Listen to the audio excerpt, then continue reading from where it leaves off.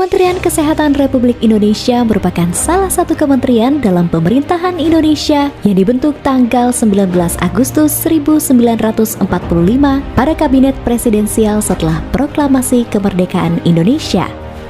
Sejak tahun 1945 hingga tahun 2021, terdapat 21 sosok yang menjabat sebagai Menteri Kesehatan.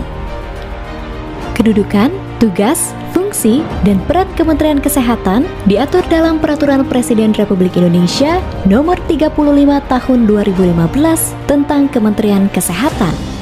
Namun, seiring dengan perjalanan waktu dan tuntutan penyederhanaan birokrasi guna mewujudkan organisasi yang lebih proporsional, tertuang dalam Peraturan Menteri Kesehatan Republik Indonesia Nomor 25 Tahun 2020 tentang organisasi dan tata kerja Kementerian Kesehatan, mempunyai tugas menyelenggarakan urusan pemerintahan bidang kesehatan untuk membantu Presiden dalam menyelenggarakan pemerintahan negara. Dalam melaksanakan tugas teknis operasional, Kementerian Kesehatan membentuk unit pelaksana teknis yang tersebar di seluruh Indonesia. Unit pelaksana teknis di lingkungan Direktorat Jenderal Kesehatan Masyarakat punya tugas pelaksanaan kebijakan di bidang kesehatan masyarakat.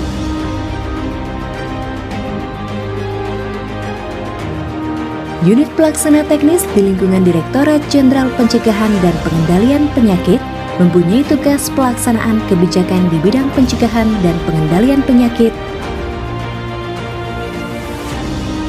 Unit pelaksana teknis di lingkungan Direktorat Jenderal Pelayanan Kesehatan mempunyai tugas pelaksanaan kebijakan di bidang pelayanan kesehatan.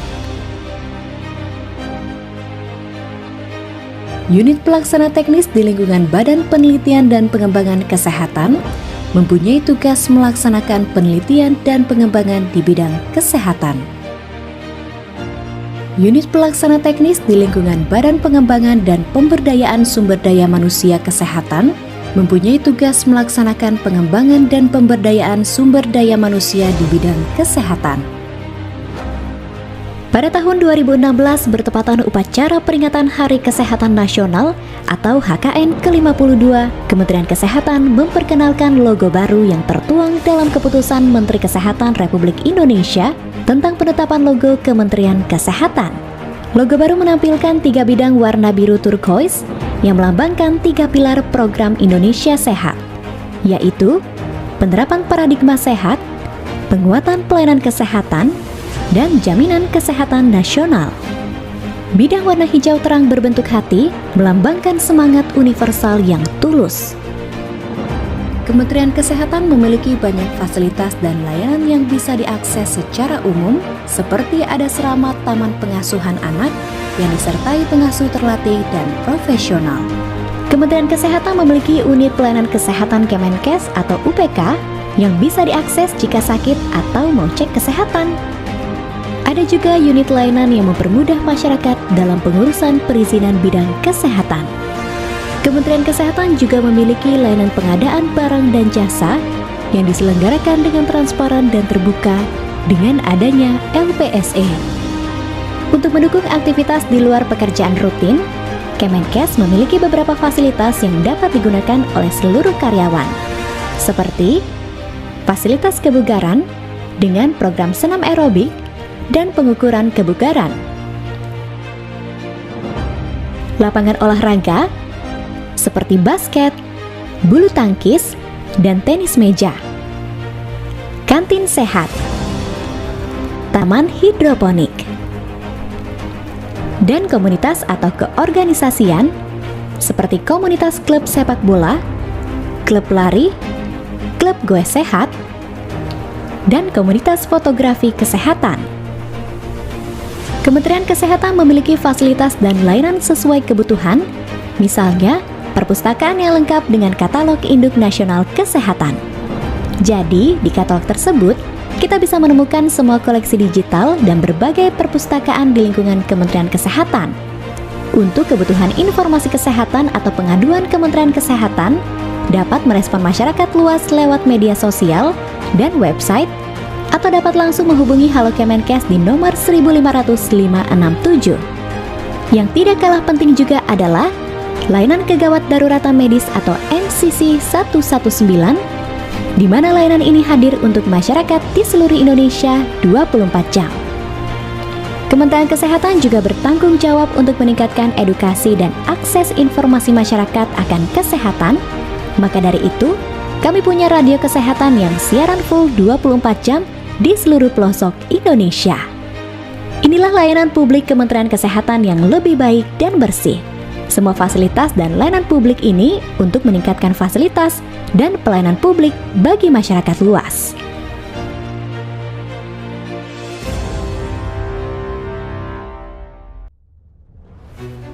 Manajemen ASN merupakan pengelolaan ASN untuk menghasilkan pegawai yang profesional, memiliki nilai-nilai dasar berakhlak, etika profesi, bebas dari intervensi politik, dan bersih dari praktik korupsi, kolusi, dan nepotisme. Pemerintah memacu kecepatan peningkatan kualitas aparatur sipil negara untuk pembentukan generasi Smart ASN demi terwujudnya birokrasi berkelas dunia. Smart ASN merupakan pegawai dengan kompetensi kinerja serta profesionalisme yang tinggi sehingga mampu beradaptasi dengan literasi digital dan semakin responsif terhadap perubahan serta dalam pencapaian tujuan. Sebagai Smart ASN, harus memiliki setidaknya 8 prinsip dan keahlian. 1. Integritas. 2. Nasionalisme. 3. Profesionalisme. 4. Wawasan global. 5. IT dan bahasa asing. 6. Hospitality. 7. Networking. 8. Entrepreneurship.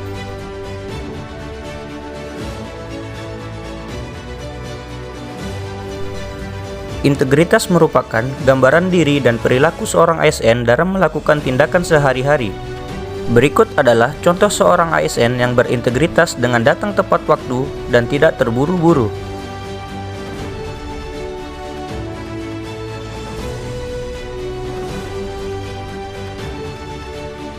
Sedangkan pada video berikut ini memperlihatkan seorang ASN yang kurang memiliki nilai integritas dengan datang terlambat dan terburu-buru.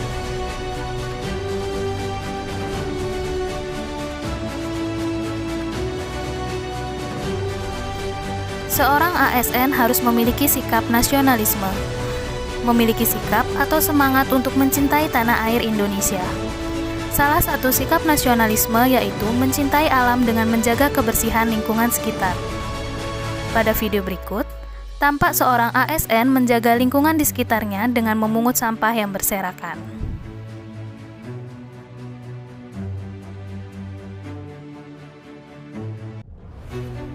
Pada video selanjutnya, tampak seorang ASN tidak memiliki sikap nasionalisme.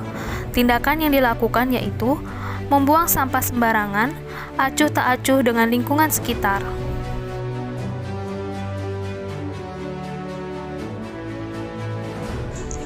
Profesionalisme merupakan suatu sikap yang harus dikembangkan oleh seorang ASN. Dari video berikut, tampak seorang pranata laboratorium pendidikan sedang merapikan alat yang baru saja dipakai dalam pembelajaran praktik. Alat diletakkan kembali ke dalam lemari penyimpanan. Selanjutnya, lemari penyimpanan alat dikunci kembali. Selain itu, pranata laboratorium pendidikan menghapus papan tulis yang baru saja dipakai setelah pembelajaran praktik. Laboratorium pendidikan ditinggalkan dalam keadaan bersih dan tertata rapi. Hal ini merupakan salah satu wujud pelaksanaan ASN sebagai profesionalisme, yaitu merupakan salah satu tugas seorang pranata laboratorium pendidikan untuk menjaga alat dan laboratorium, sehingga pelaksanaan kegiatan di laboratorium dapat terus terlaksana dengan baik.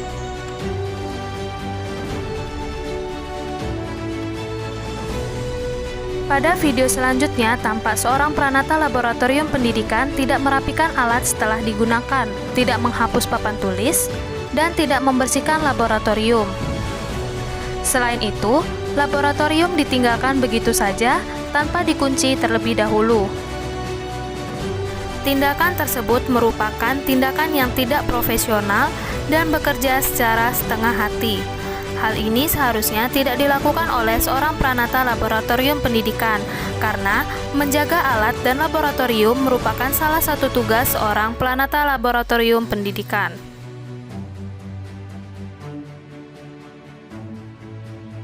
Wawasan global merupakan suatu pandangan atau sikap seorang ASN dalam mengikuti perkembangan dunia dengan kemampuan dasar intelektual yang memadai.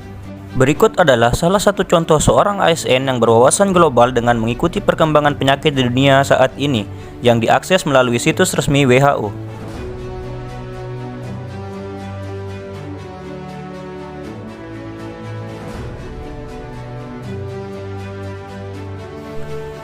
Sedangkan pada video berikut ini memperlihatkan seorang ASN yang sedang asik menikmati hiburan pada salah satu media sosial saat jam pelayanan, tanpa memperdulikan perkembangan dunia saat ini.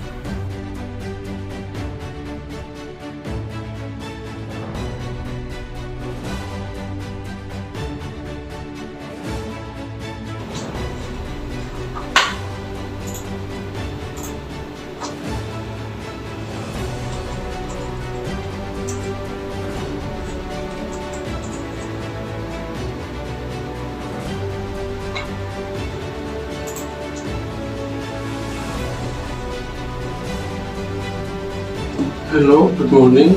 I need help with my travel documents abroad. Okay, sir. I will publish right now. Thank you.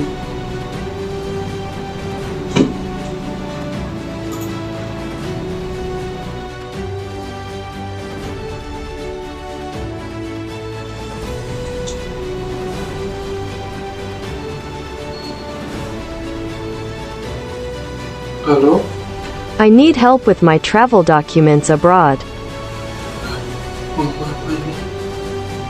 Aduh.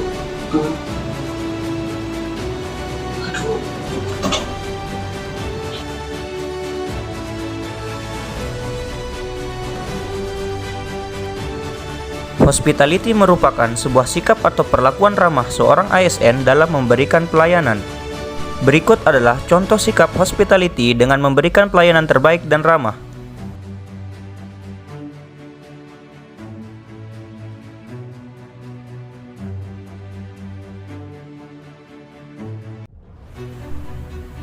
Sedangkan pada video berikut ini memperlihatkan ASN yang tidak melayani tamu dengan ramah dan tampak mengacuhkannya dengan asik berbicara pada sesama ASN.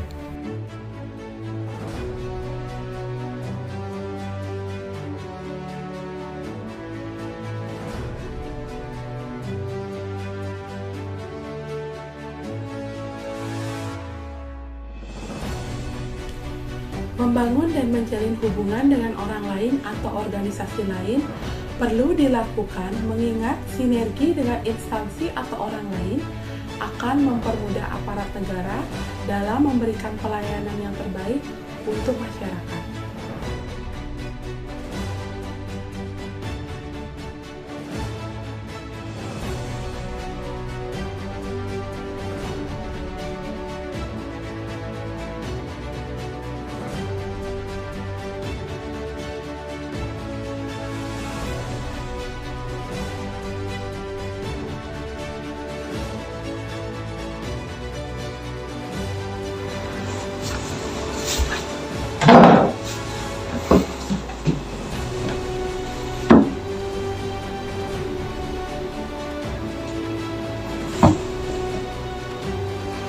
Iya, halo Bapak.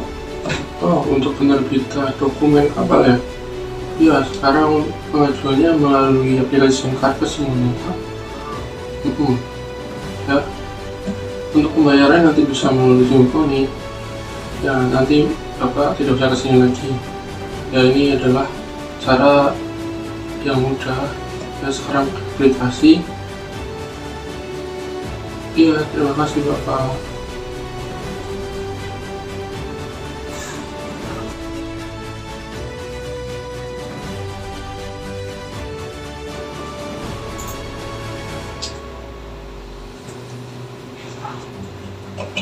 Oh, halo Pak, iya, ini ada kendala di aplikasinya, gimana pembayarannya? Tambah ya, nggak usah banyak-banyak, segitu aja, segitu biasa. Oke, biar lancar ini. Oke, saya ke sana.